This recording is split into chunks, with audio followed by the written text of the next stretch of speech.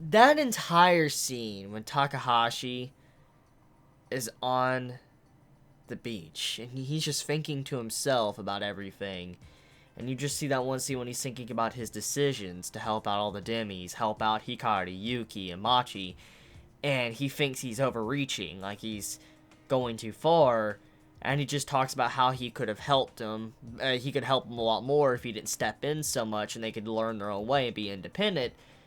That was a really deep scene, and it really gets you thinking, and holy shit, that was such a good scene. I'm not gonna lie, that was... I did not think I would... I mean, the series already tried to explain Machi and her... the entire way her body and head is connected, but damn, just... I didn't think I would have something so realistic, and the conflict with the vice principal would be so real.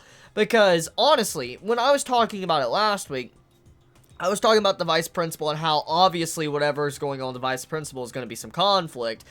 And I thought it was going to probably devolve into something, maybe to start some form of drama, but... wow, I did not think the drama we would get, or the conflict we would get, would be so mature. And the way it was handled was something I just, like, damn.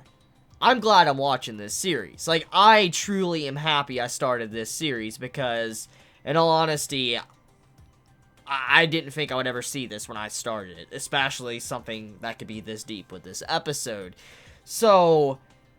let's talk about the theme, or the meaning of this episode. So, the vice principal comes up to Takahashi-sensei and is like, hey, you are overreaching. Don't you feel like you are helping them out too much? Don't you feel like they're depending on you too much, and they're not, discovering and going past certain problems by themselves, being independent? And what the vice principal said... honestly, I can't really dislike the man. What he said was very true. He did speak truth. And I cannot put the man down for what he said. He was very right about what he was saying. Regardless of the outcome, and I do agree with what happened towards the end and how Takahashi-sensei won, because the results of it matter, I cannot disagree with the vice principal as well. What he said and the message behind it holds a lot of weight. I thought the vice principal was going to be, I guess prejudiced towards the Demis. He was not going to like them, or he was going to think that maybe Takahashi-sensei was like a pedo or something. Like he was, hanging around, the schoolgirls too much. That's what I assumed was going to happen. But no, this episode took it to a whole new level with deeper meaning, and the vice principal's like, aren't you overreaching? Aren't you helping them too much? Shouldn't they be a little bit more independent and do their own thing and allow them to overcome their problems by themselves, or rely on others besides just you? And the way he came about like that, and he just talked to Takahashi-sensei, like I said, I could not hate the vice principal and be pissed off with him. I was like, that's a really real thing to say to someone, because honestly, when you actually think about it, many could look at Takahashi-sensei and say he is overreaching. He is going too far to help them out. I mean, he's a good guy. He's a very good man. He's a good teacher. But some could say, and even agree, I even actually slightly agree, that he could be overreaching, and he's just... it seems like he might be getting used, or he's just going too far for them, and it would be probably better for them to learn on their own. And that's honestly something that I can agree with too. The only way sometimes to overcome certain situations is by learning yourself and overcoming them by yourself. I understand that. That is something that's very real and something that many have to face in their life. There's a lot of problems you have to overcome that you can't overcome thanks to someone giving you a helping hand. You have to overcome them by yourself. That's really real. That's a real thing. That's real conflict in everyday life that everybody probably has to face one point in their life. But it's not just that though. The counter argument to that, to the vice principal, also holds a lot of weight and is also a very real thing as well. So let's talk about the counter argument. So the counter argument is that, okay, the Yuki was saying, like, Takahashi-sensei, yes, you probably are helping us out too much, and yes, we might be taking you for granted and probably using you a little bit, but thanks to you helping us out and you taking the time out of your day to help us out, it allowed me to have a better high school life. It allowed me to overcome my problems quicker, and I was able to be happier. And even though that she overcome those problems, she probably would have overcome them eventually being independent. She was able to overcome them faster thanks to Takahashi Sensei, and it's thanks to him stepping in that caused her to be able to even make friends in the first place as quick as she did. Because let's be real here, let's say Takahashi didn't step in and all that, okay? He never stepped in and he allowed her to be independent. It could have taken her until she was probably in her 20s or 30s maybe, or maybe never, to eventually probably begin socializing. And when you think about it like that, it's very sad, but it's very true as well. Stuff like that does happen. And so thanks to Takahashi Sensei stepping in and helping them out has caused it to where they were able to change at a faster rate. He progressed their speed and growth as a person. So the counter argument also holds a lot of weight. There's a lot of what ifs and maybes in here, and that's also how real life is. There's a lot of what ifs, could I, should I, but you can't really take back what you did. And that's kind of what the episode is trying to go for, trying to show you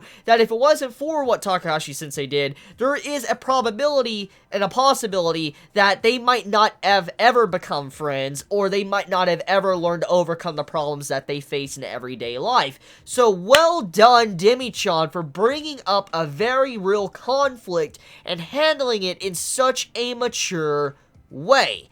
So, let's talk about the video scene, which is by far my favorite scene of the episode because of how realistic it was as well. That scene really caught me by surprise with how much detail was put into it, and I don't know how many are going to really appreciate that scene, but I personally can appreciate it because, you know, as always, I make videos pretty much daily, and because I made so many videos, and I make mistakes all the time while I'm recording videos, or just saying many different things, when I saw the video pop up, and Takahashi Sensei's like sitting out on the beach and all that by himself, and he just sees a message come in from Hikari, and he's like, oh, it's a message. And then you just see how he has the phone, you know, his smartphone just regular facing up like this, and then he sees the video, it's like, yeah, like it takes a long time to load. He's like, huh, what is it working? And then he sees it start, and he turns it over, and all that, just the little interactions, and these little things to really make you immersed in the scene. He turns the video over to make it like a real smartphone, to make it a lot wider as a video. He looks at, you see Yuki, she's talking and all that, she's acting all embarrassed, not knowing what to say,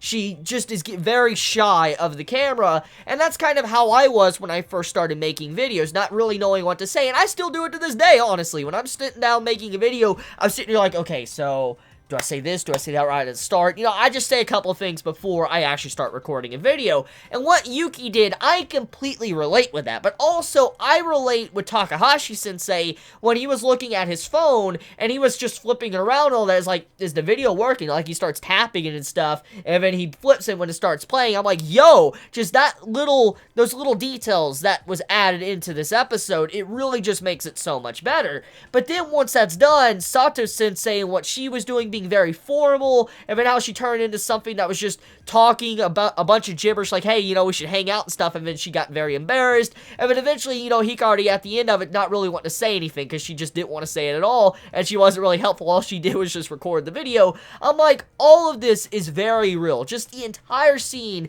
feels so real. It felt like a really true scene. It felt like real emotion was put into it. Like the characters were really putting a lot of weight into that scene. Now, I don't know exactly how the manga version of this did it, but I will say right now that there is just no way in hell the manga was better than what I saw in this episode. Like, this scene definitely probably enhanced what the manga was, because there's just no way that this is worse than the manga. The way the animation was done to the little details just to show you how real it was, but also the voice acting to really make it work just fit the scene so well. So, such a great episode of Demi-chan.